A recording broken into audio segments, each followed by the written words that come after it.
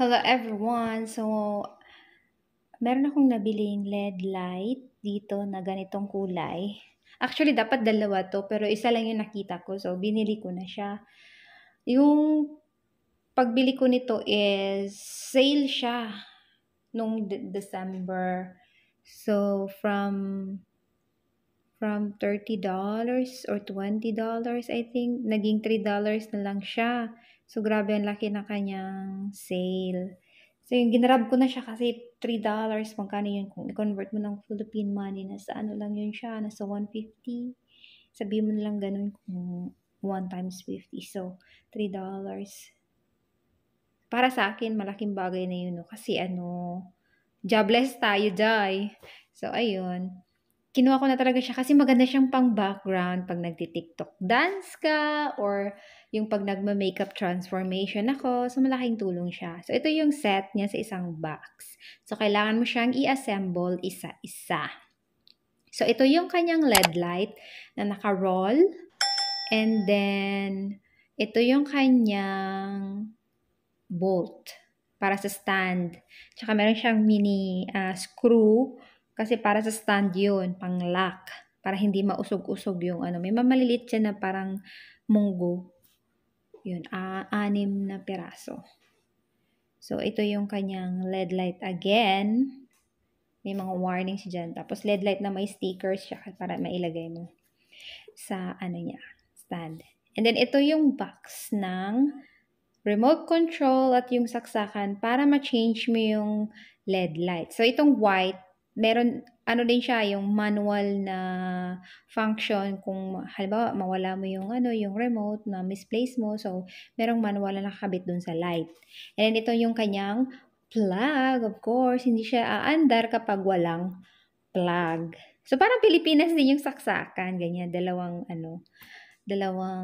flat na Yun na yun.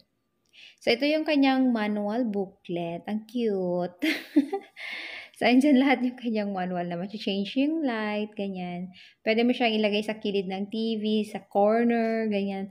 Pero itong sa akin, dito lang sa corner, malapit sa room namin. Kasi nga, mas easier sa akin dyan na side kasi maganda yung basta ganahan lang ko diha nga side.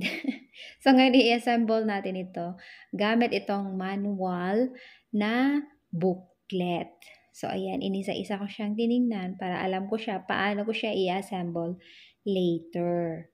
So, ayan ang laman ng box. Ito ay ang 4 na rod and then ito yung 4 na cover ng LED light. So, i-pop it mo lang naman. Kawawa naman yung husband ko, pinatulong ko siya nito. Nasugatan yung kamay niya. Sabi ko pa sa isip ko kanina. Sabi ko pa sa isip ko nung ask ako ng help. Sabi ko masusugatan to. Tama talaga yung sa isip ko, nasugatan siya. Sensitive kasi mga mga AFAM. Madali lang silang masugatan. Kaya always silang naka-gloves or knee gloves protection. Knee gloves? May gloves ang knee? Oo. Tapos yun ang stand, yung niya, yung para sa LED light, na i-connect mo 4 na pieces and then ang stand niya is 2 lang. 2 na peraso. Metal yan, mabigat yan siya. So, ayan, mag-start na tayong mag-assemble dito na side. At ito nga pala ang itsura ng isang roll ng LED light. Pero sukat niya lang din yan. So, ayan, mag-start na akong mag-assemble dito sa floor na to. Dito sa corner na ito, malapit sa room namin. Dito ko siya i-assemble. So, ayun, na-excite ako. Tapos, dinadaan-daan na lang naman ako ng husband ko nito kasi alam niyang masaya ako pag nag-assemble. So, ito nga pala yung rubber ng stand. 2 stand lang yan. So, kinabit ko na rin siya. Tapos, meron yung lalagyan ng ng LED light. Ipagko-connect mo silang 4. Yung 4 na ganyan. So, para siyang puzzle na ipapasok mo yan sa kanya para mag-connect sila as one. Ganyan. Nung una, hindi ko pa alam saan siya ipapasok kasi parang pare-pareho ng itsura. But later on, sabi ko pa, kasya pala talaga. O, diba? Ayan. Kailangan ng matinding powers kasi para mag-click sila ba yung mag-connect sila together. So, ayan, kinuha ko na yung LED light, ikinabit ko na siya. meron siyang double tape sa likod. Kailangan mo lang alisin yung naka-cover. So, ayan, dinikit ko na siya sa, may parang flat siya na space para sa LED light. Kaya, ayan, nilagay ko na siya, tapos dinikit. Ganyan.